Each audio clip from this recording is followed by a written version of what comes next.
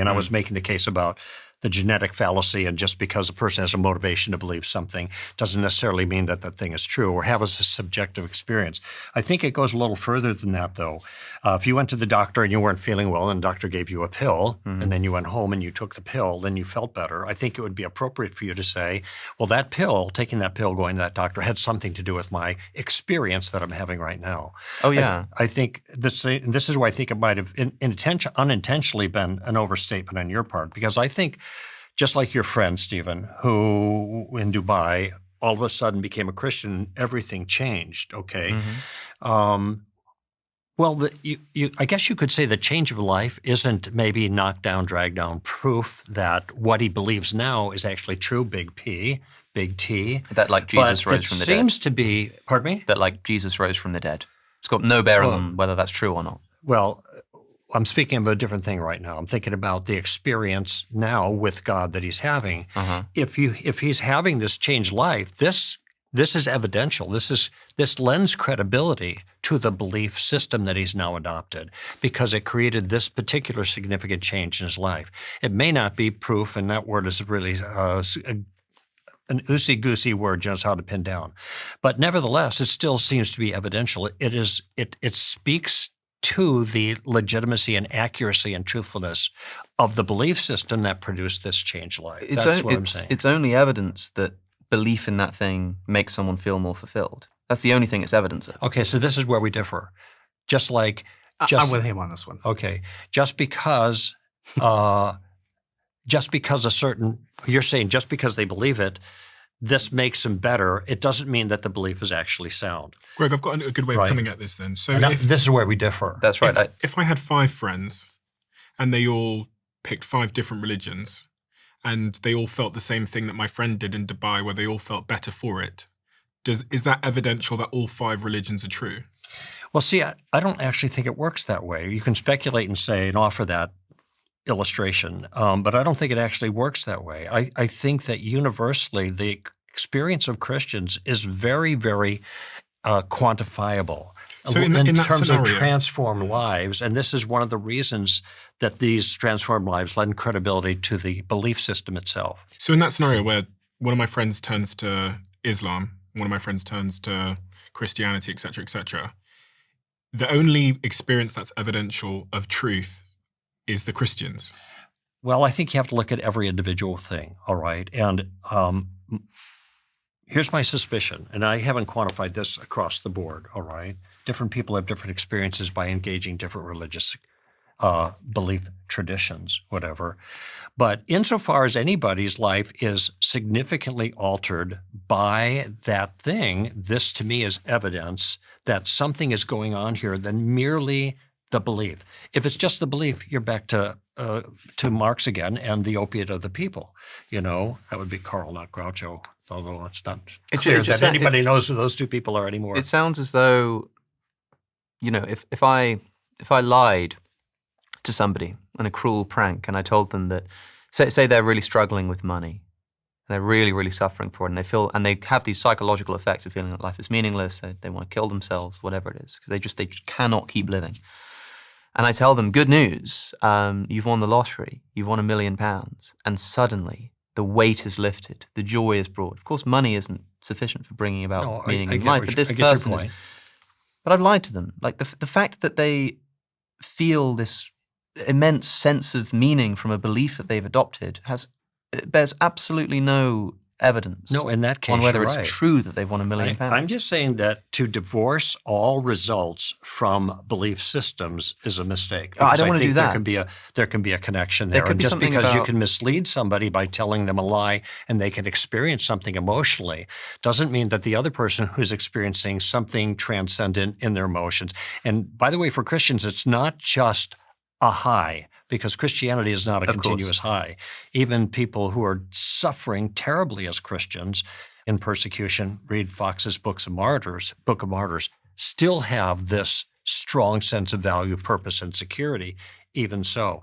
I'm just saying there's an evidential relationship between those. It's not enough to just simply dismiss it. Do you think you would be happier if you believed in Greg's views of the world. Almost certainly, but not because of Greg's views, but because of the confidence and satisfaction that they bring. I think I'd feel just as much meaning in my life if I was a convicted Muslim, or were I a Jain or something like that. I think I would find that fulfillment. So the content of the theology has no bearing in your mind on the way a person experiences their life. So of course it does. Can you explain that but just in simple terms? Content of the theology. Well, the content. Well, you talk about different religions, and there's these different religions are in command. They cannot all be true, as Alex has pointed out. They have different content. They say different things about human beings. For example, the view that human beings are just an illusion, the reality is illusion, Maya, that kind of thing. Well, that seems to me to convey a certain understanding to human beings about themselves and about the world. Mm-hmm. If you have a view that human beings are significant individuals, this is going to convey a whole different experience that they have. So in other words, the theology that they believe is true is going to affect their feelings and their experience. This is what I was getting back at a little bit ago when I talked about the person whose life has been changed by becoming a Christian. And these aren't just what you explained to your friend. These are not things that just happen here and there, but there seems to be a very, very broad experience of this. And a change that doesn't depend on circumstances, okay? It's because they adopt a understanding of the world that I think is an accurate understanding, and this is why their emotions and their experience follows along, because they're choosing an accurate understanding of the world. When you look at Jesus in the Gospels, I think it's so interesting to me that people read the Gospels to be uplifted by the reading of it. It seems that misses the point that Jesus is talking about the way the world is. He's teaching about the nature of reality. He was a Torah-observant Jew. He wasn't a Hindu. He wasn't a Buddhist. He was a Jew. And he spoke in the context of that. Okay. So just to simply read the Gospels as if we're going to read the some nice things that people said to make me feel better is missing Jesus' point when he's trying to describe the nature of reality. I don't think that's how the Gospel should be read, but I do think, one second. I have a question for you on that. This is a personal question more than anything. So I find myself in the same position as Alex, where I think I'd be happier, all things considered, if I had an anchoring in a religion. I think that's like a subjectively true, that I'd be happier. Mm-hmm. Probably just because it would close a gap of some sort. It would anchor me in some way. Answer a question. It would answer a question, and then it would give me more of a structure to my decision making. And it would mean that when I have moments of suffering, I'd have a solution to that moment of suffering. Mm-hmm. So if my parents end up dying someday, which I'm sure they will, I will believe that they are still alive and they are somewhere and they're fine, which will ease my suffering. So I agree with Alex in that regard. The problem I have is in order to adopt that view, I need to believe it. It's true. People aren't very good at lying to themselves. And also when you talk about my friend in Dubai has had this experience, he now feels better. He could have well felt better, I believe, if he had, believed that Islam was true and become a Muslim.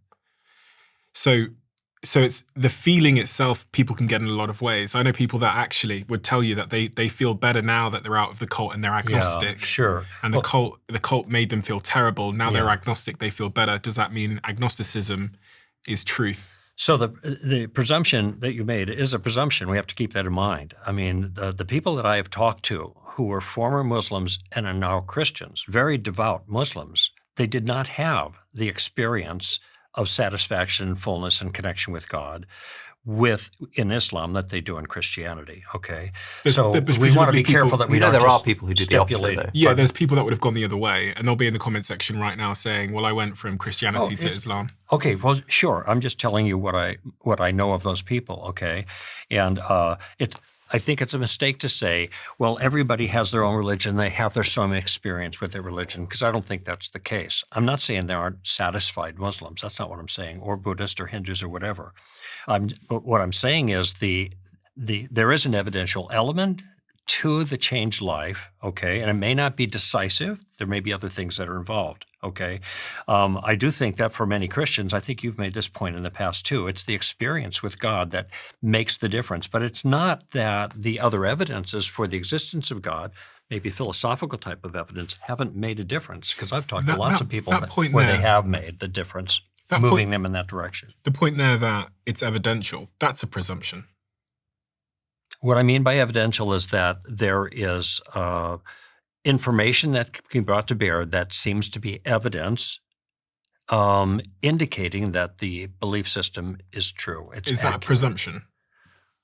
I don't know why you would call it a presumption. As in the evidence that Christianity is true from the increased sense of purpose that people get from becoming a Christian.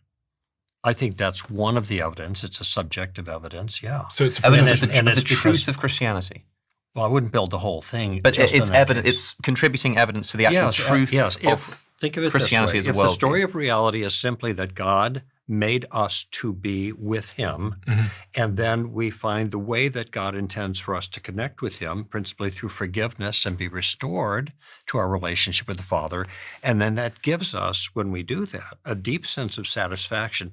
I do think that's evidential.